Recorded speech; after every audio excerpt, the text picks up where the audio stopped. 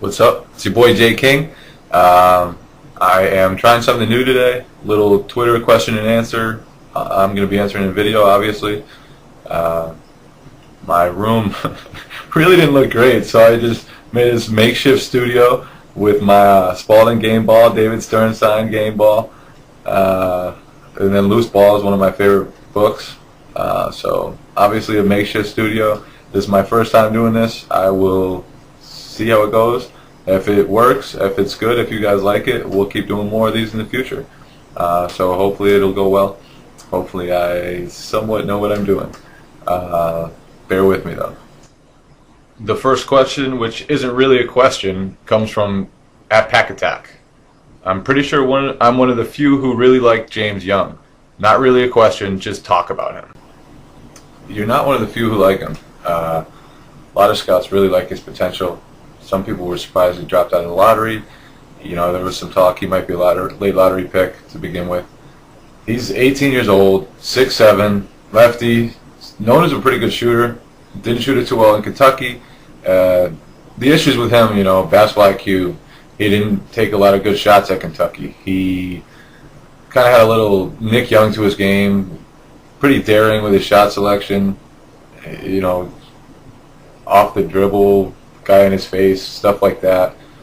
Some scouts will point out that he's an alleged shooter, which means, you know, people are high on him because he's supposed to be a shooter, but he shot 34.9% from the three-point arc during his one season in college.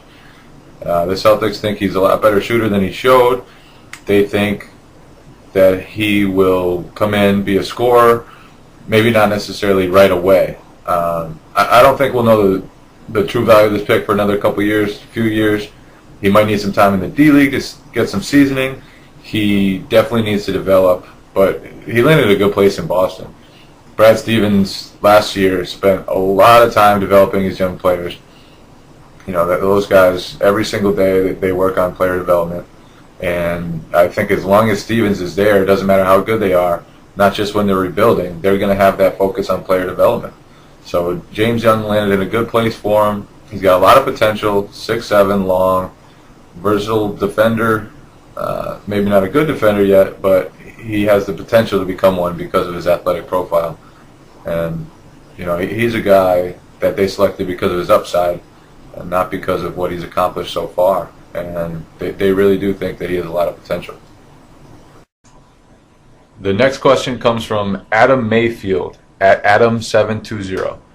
Do you think the C's will continue to hold Bogans hostage so they can use his contract in a trade before the deadline? I'm betting he's a goner one way or the other this summer. Obviously, Danny Ainge will try to move Keith Bogans, maybe try to package him with the other non-guaranteed guys, Chris Babin, Chris Johnson. Bogans' contract is actually a pretty good trade chip. It's $5 million plus and essentially disappearing money for another team. Could be particularly useful for teams currently a little bit above this luxury tax to try to get underneath, shave some salary. But the problem is Boston doesn't want to take on any long-term money. Danny Ainge's goal, if he did move Bogans, would be something like the three-way trade they did earlier to pick up, you know, Marcus Thornton's bad, albeit expiring contract with Tyler Zeller and a future first-round pick. That would be what Ainge would be trying to do in a deal for Bogans. Whether he can do that, who knows? I highly doubt they'll keep him past into the regular season. He doesn't help the team at all. He sat on his couch collecting checks last year, collecting some big checks that he definitely didn't deserve. And B, if you move forward, his contract isn't as valuable. If you try to trade him at the February trade deadline, by then his contract is actually guaranteed for the rest of the season. So it's just the same as any other expiring contract. And if you keep him into next summer, the Celtics are projected to have a lot of cap space then. Cap space is more valuable than non-guaranteed money. So this is the time to move him. We'll see if Danny Ainge can find the package that he's looking for. Our next question comes from Daniel Camacho @Mikamacho6. He asks, knowing we are looking at another rebuilding year, who do you think is best to start at center? Sullinger, Olynyk, or Zeller? I would start Olynyk and Sullinger because why not? You're probably not going to make the playoffs. You're definitely not going to contend. Might as well throw your two most prized big men prospects out there and see what they've got. Last year in limited minutes, Sullinger and Olynyk coexisted pretty well together. The Celtics offense played better with them on the court. The Celtics defense played better with them on the court. They actually rebounded well together. They did a lot of good things. They're two skilled big guys. Obviously, there's skepticism about whether they can do it in the future against the league's best front courts. They're really two power forwards. They don't have a lot of rim protecting between the two of them.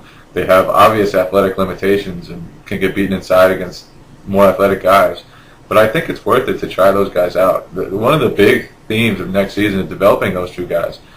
Make sure that Olynyk and Sullinger get better and better so that their trade value or their value to the Celtics is higher.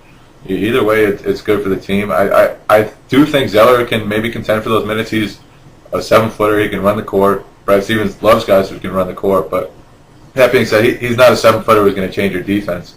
He's not a 7-footer who's going to block shots.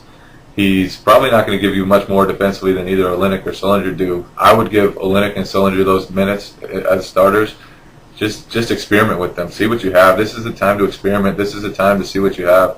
And you might as well. And sorry, Brandon Bass, you've played well here for a long time. But A, the Celtics are trying to trade you, I'm pretty sure, pretty hard. And B, there are younger guys coming through that are going to be around for the future. And with just one more year left on his contract, Brandon Bass probably isn't in their future plans. The next question comes from Twitter user Larry Flynn, who wants to know, how do Rondo and Smart fit together offensively? Imperfectly would be my guess. It's just really hard to envision a highly functioning offense that features two guards who can't shoot threes. And then I also think if you move Marcus Smart off the ball, maybe you take away some of his biggest advantage, which is his strength. If he's guarded by point guards, he goes on the block, he punishes guys. He drives to the hoop, he has a huge strength advantage. He might outweigh some point guards by 50 pounds. Get to the line, get easy buckets that way. I think it would be easier on him if he's guarded by ones. Whereas if he's at the shooting guard, he's still not the quickest guy, and then some of that strength advantage is gone. But the biggest issue is definitely shooting. That's the biggest concern. Defensively, that duo could really work.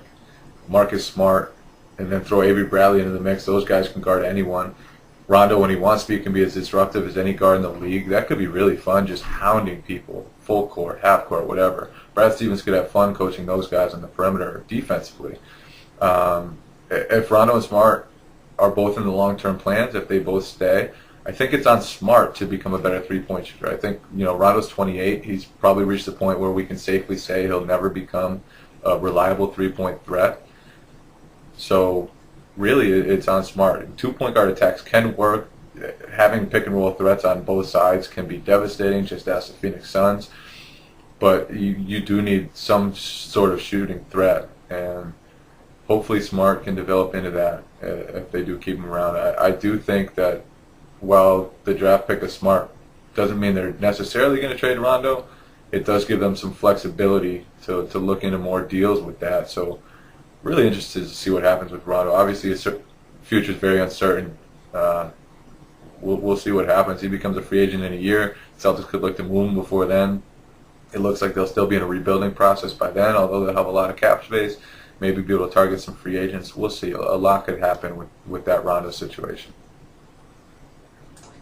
This next question comes from @_Maxi_Rodriguez. He wants to know, what's your ideal scenario for the 2014-2015 campaign? I mean, obviously, if they go into the season with the roster they have right now, then we're going to be hearing from the tanking crowd again, the pro tankers. We're going to have talk show hosts screaming that they should lose as many games as possible. But I don't think that's wise. I think the best thing for their future would be taking a step forward. I think the best thing would be Marcus Smart having a great rookie season and Jared-Sullinger and Kelly-Olynyk boosting their values. We saw this year with the Timberwolves. They didn't really like Sullinger and Olynyk. Obviously, the Celtics had a lot of draft picks to offer for Kevin Love, but all the reports suggested that the Timberwolves really thought that Sullinger and Olynyk weren't good as headliners for a trade like that. And so you want to see those guys boost their value. You want to see Avery Bradley continue to develop a three-point shot. You want to see Rondo come back all the way healthy, whether he gets traded or what. Him being better is helpful to the Celtics. So I think ideally you see all those guys take big steps forward. The Celtics have 8 guys 25 and under, not including the non-guaranteed guys, and a 9th, Vitor Favarani, who's just 26.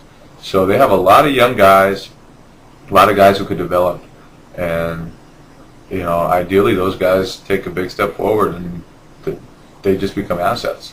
And the Celtics have obviously a lot of draft picks coming up in the coming years, and if they're going to be looking for trades, which they will be, it'll be very helpful if those young guys have big seasons this year.